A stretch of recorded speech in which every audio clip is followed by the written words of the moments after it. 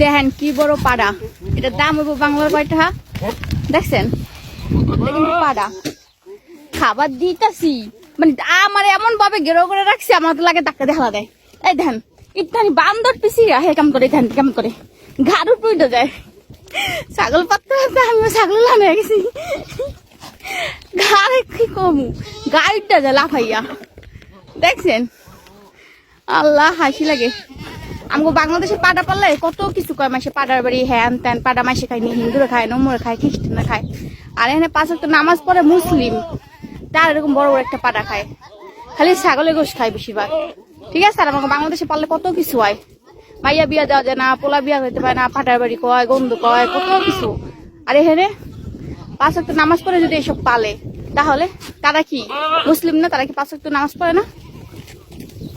এই ধ্যান কেমন করে কি সুন্দর পছন্দ দেখছেন আল্লাহ।